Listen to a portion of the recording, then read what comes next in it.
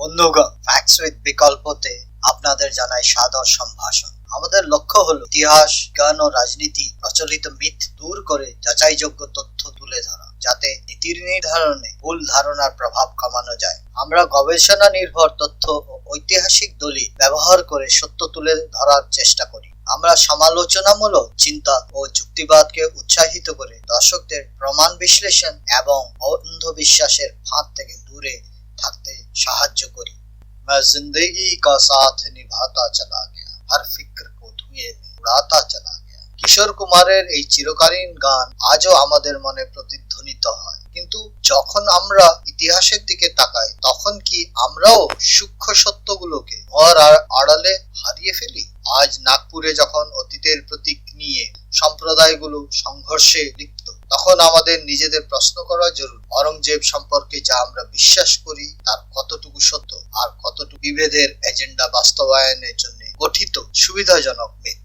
একটি দেশ কল্পনা করুন যেখানে ইতিহাস বাতাসের মাধ্যমে ফিসফিস করে, যেখানে অতীত একটি দূরবর্তী স্মৃতি নয়, বরং একটি জীবন্ত ক্ষত, যা ধর্ম এবং পরিচয়ের প্রতিটি সংঘর্ষ পুনরায় খোলা হয়। নাগপুরে বায়ু উত্তেজনায় ঘন হয়ে ওঠে যখন হিন্দু মুসলিম সংঘর্ষ বিতর্কিত স্থানগুলির ওপর বিস্ফোরিত হয়। একটি বর্ণনা প্রতিধ্বনিত করে যা শতাব্দীর পর শতাব্দী ধরে পৌঁছে গেছে। অরঙ্গজেব ধ্বংসকারী, অত্যাচারী, ভারতের বহুত্ববাদী আত্মার ছায়া।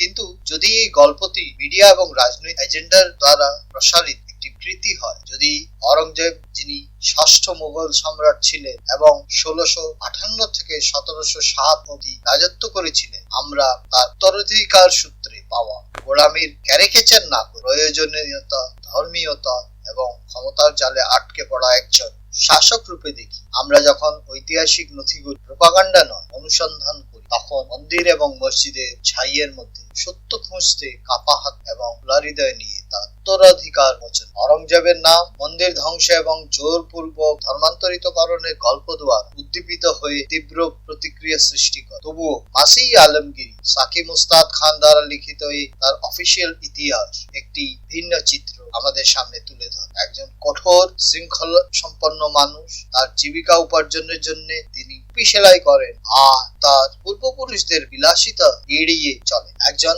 ধার্মিক সুন্নি মুসলিম, তিনি রোজ ভোরে প্রার্থনার জন্য উঠতেন। তার জীবন ব্যক্তিগত ধার্মিকতার সাক্ষী। এটি মিডিয়ার তার গোড়ামির উপর অবিরাম মনোযোগের সাথে বৈপরীত্য তৈরি করে তার সামরিক প্রতিভা এবং প্রশাসনিক উদ্যমকে দূরে সরিয়ে রাখে। মুঘল সাম্রাজ্যকে কাবুল থেকে দাক্ষিণাত্য পর্যন্ত তার শীর্ষে প্রসারিত করেছে, যা তার বংশের মধ্যে একটি অতুলনীয় কীর্তি। কিন্তু কি মূল্য? তার 49 বছর শাসনকাল আলমগীরের মতো ফার্সি নথিতে নথিভুক্ত এমন একজন শাসককে প্রকাশ করে, যিনি অন্ধ উদ্যমের কারণে নয়, বরং একটি বিস্তৃত বিভক্ত রাজ্যকে কেন্দ্রীভূত করার জন্য শরিয়া আইন প্রণয়ন করেছিল। এটি কোনো সাধারণ ধর্মান্ধ ছিল, এটি একটি কৌশল ছিল। অরঙ্গজেব একটি সাম্রাজ্যের বোঝা বহন করছিলেন যা চারিদিকে টলমল করছিল। অরঙ্গজেবকে হিন্দু মন্দিরের নিরলস ধ্বংসকারী হিসেবে মিথ আজকের আলোচনার আধিপত্য বিস্তার করে। একটি বর্ণনা যা নাগপুরের মতো স্থানে আগুন জ্বালায়, যেখানে ইতিহাসকে অস্ত্র হিসেবে ব্যবহার করা হয়। হ্যাঁ, তিনি 1670 সালে মথুরা কেশব দেও মন্দির ধ্বংস করেছিলেন, যেমনটি মাসিরি আলমগীরিতে উল্লেখ আছে, এবং এর জায়গায় শাহী ঈদগাহ মসজিদ নির্মাণ করেছিলেন। হ্যাঁ, তিনি বারাণসীর বিশ্বনাথ মন্দির ধ্বংসের আদেশ দিয়েছেন। কিন্তু এটি কি হিন্দু ধর্মের বিরুদ্ধে একটি ধর্মযুদ্ধ ছিল? ঐতিহাসিক সত্যতা ভিন্ন মত পোষণ করে। উদয়পুর রাজ্যের আর্কাইভে সংরক্ষিত অরঙ্গজেবের ফরমানগুলি হিন্দু এবং জৈন মন্দিরগুলোকে অনুদান দেওয়া, জৈন মন্দিরগুলোকে অর্থ সাহায্য দেওয়ার সাক্ষ্য দেয়, যেমন জগদীশ মন্দির অথবা গুয়াহাটির পাশে স্থিত মানন্দ মন্দির। এই অনুদানগুলি দিয়ে তিনি আনুগত্য নিশ্চিত করেছিলেন। রমিলা থাপর আমাদের মনে করিয়ে দেন তার কর্মগুলি প্রায়ই রাজনৈতিক ছিল, সম্পূর্ণ ধর্মীয় নয়। বিদ্রোহের প্রতিক্রিয়া, ধর্মের নয়। 1669 সালে গোকুলার নেতৃত্বে মথুরার জাট বিদ্রোহ মুঘল নিয়ন্ত্রণকে হুমকি মুখে ফেলেছিল। মন্দিরের ধ্বংস একটি প্রতিরোধ কেন্দ্রে পরিকল্পিত আঘাত ছিল, কোনো সর্বব্যাপী নীতি নয়। বৃন্দাবনে কৃষ্ণের পবিত্র স্থান রাধাবল্লভের মতো মন্দিরগুলি অস্পৃশ্য থেকে গিয়েছে। কেন? কারণ আওরঙ্গজেবের উদ্দেশ্য ছিল শাসন, ধ্বংস নয়। পার্থক্য যা আজকে তীক্ষ্ণ শিরোনাম হারিয়ে গেছে। সম্রাটকে তার পরবর্তী বছরগুলি চিত্রিত যখন সাম্রাজ্যের দিকে দিকে বিদ্রোহের আগুন জ্বলে উঠেছিল, দক্ষিণে মারাঠা, উত্তরে শিখ, পশ্চিমে রাজপুত, তখন তিনি তার প্রাথমিক শাসন যা মধ্যপন্থা দ্বারা চিহ্নিত সময়ের সাথে কঠোর হয়ে উঠেছে। একটি পরিবর্তন যা ঐতিহাসিক ইরফান হাবিব অর্থনৈতিক পতনের সাথে যুক্ত করেছে। ইরফান হাবিব বলেন, অরঙ্গজেবের যুদ্ধগুলি কোষাগারকে শূন্য করে দিয়েছে, তাকে বেঁচে থাকার জন্য কর আরোপ এবং দমন করতে বাধ্য করেছিল। 1679 সালে জিজিয়া পুনরায় আরোপ করা অসহিষ্ণুতার চিহ্নের চেয়ে কম ছিল, বরং একটি অতিরিক্ত বিস্তারিত সাম্রাজ্যকে অর্থায়নের জন্য একটি মরিয়া প্রচেষ্টা ছিল। ঐতিহাসিক থাপরও উল্লেখ করেছে। তবুও এই নীতি এবং তার রাজপুত মিত্রদের সাথে সম্পর্কের অবনতি তার বিষয়বস্তুর বিশাল অংশকে বিচ্ছিন্ন করে দিয়েছে। 1707 সালে তার মৃত্যুর পরে যে অসঙ্গতির বীজ বপন করেছিল তা ফুটে উঠেছে। মূল কাঠামো ভেঙে পড়েছে তার বিশ্বাসের কারণে নয়, বরং একটি পরিবর্তনশীল ভারতে